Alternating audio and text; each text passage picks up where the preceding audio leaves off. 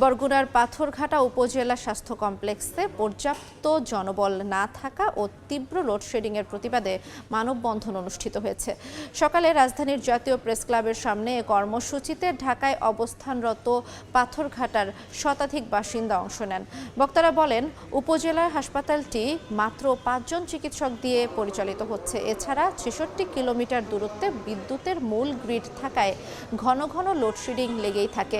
এ সংকট নিরসনে সরকারের সংশ্লিষ্ট মন্ত্রণালয়ের হস্তক্ষেপ কামনা করেন তারা। একদম দক্ষিণাঞ্চলের হওয়ার কারণে বরাবরই অবহেলিত, বিশেষ করে বর্তমানে ডেঙ্গু আক্রান্ত আমাদের বরগুনা জেলা হটস্পট, তার ভিতরে পাথরঘাটাও অন্যতম।